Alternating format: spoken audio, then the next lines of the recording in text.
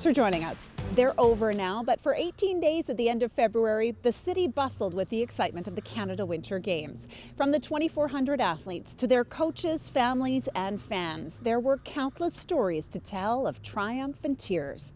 But first, the Games began in style with a massive production and welcome at the CN Centre. The opening ceremonies and other events couldn't have taken place without the help of the Green Jackets. Seen all over town, the thousands of volunteers, 4,449 in total to be exact, made sure events ran smoothly and visitors were welcomed with friendly faces. Despite the best efforts of outdoor ice oval volunteers, the warm weather meant an end to the competition here in Prince George. A couple of days into the games, long track speed skating was moved to Fort St. John. Oh, I was almost in tears when they started that first race. It was just fantastic. You know, the ice was beautiful. For Sunday's competition, it was.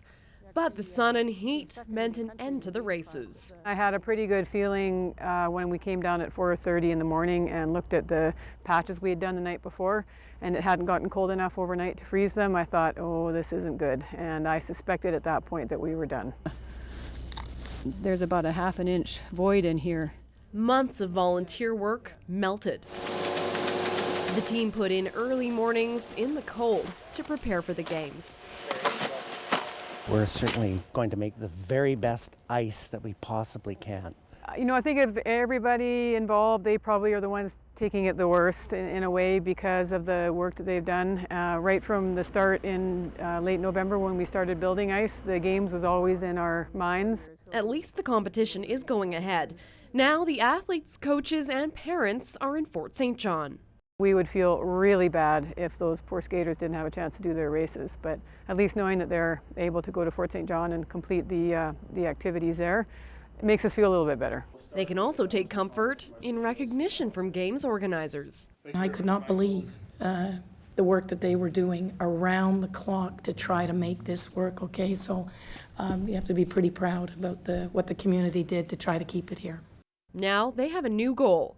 We have to work towards getting refrigeration on the oval. We will not be able to attract major competitions again. Even though the competition is moved to Fort St. John, volunteers are hoping the outdoor ice oval will still be a part of the Winter Games. It's all dependent on the weather, but our goal right now is to, as quickly as possible, get the oval back in shape so that we can have the public skating on it. So Prince George's outdoor ice oval might see some action after all. Thousands of volunteers worked tirelessly to make sure events like ones here at the Kin Centre ran smoothly. But perhaps no one had traveled further to be a volunteer at the Games than one UNBC exchange student. As players compete on the ice, a battle rages on in the stands. Which fans cheer harder? Go PEI, go! Team PEI or Team BC? Since the beginning of the games, there have been a number of raucous crowds at venues across the city, and the Coliseum and its ringette fans have been no exception. But inside the lobby of the arena, the sounds are a little bit different. Enjoy the game. Thank you. Hi. It's her first day on the job, and it's not the most glamorous. Samir Hisada uses this clicker every time someone walks through the door. Another person, another click closer to her goal. I want to be an English teacher in Japan, so I want to improve my English skill. And Prince George is a good place to improve my English. Have a nice day. Greeting visitors with a timid smile and a quiet hello, Hisada says she's already making new friends. She's also been part of a few Canadian traditions just days into the Winter Games. Yeah, last night I watched the women's hockey game. It was fun, and I want to see ringette because I have never seen before. Experiences she's been sharing with fellow volunteer Max Kostovich. She's told him about growing up just outside Tokyo and how she needs to see the Canadian take on the Japanese classic, judo. She's doing a great job. She's got a lot of energy, and she's from Japan, and she's enjoying our Canadian experience. So. She'll take the occasional break to swap pins with visitors, but don't be fooled, Hisada knows how to get down to business. Originally, I had the clicker, but people were coming in, and I kept forget to hit the button. So I gave it to her, and she's been doing a great job. So. Next time you hear the sounds of the nation fill the stands of a Canadian venue, keep in mind the people like Samir Hasada. Hi, welcome. Many with their own Canadian story. I love Prince George. Volunteer motor pool drivers were busy during the games, moving VIPs, media, and staff all around town. Some did it around their day jobs. Others used up most of their free time. But one did it for the love of the road. Some last-minute preparations, and Cliff Hammond is ready to take the road. I love driving, so when the opportunity to join the motor pool came up, I jumped at it. He enjoys spending time in traffic, but it hasn't always been in a mammoth SUV.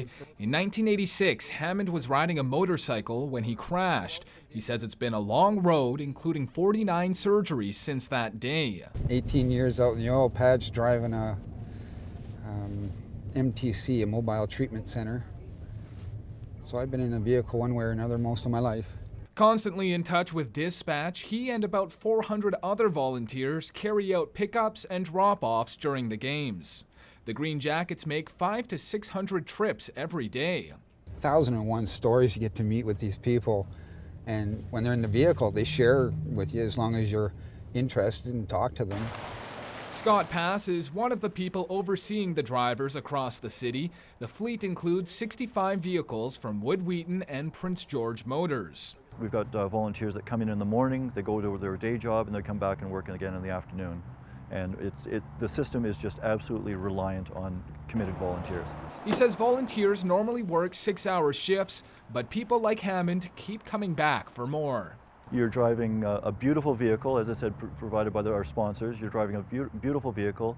You meet athletes, you meet sponsors, you meet VIPs, and you meet the people who are making the games happen. And it's just a great way of seeing the games and experiencing the games. It's a blast. I love it. It's a rush. You get a great feeling out of it. Getting to talk to everybody and the people you work with are amazing.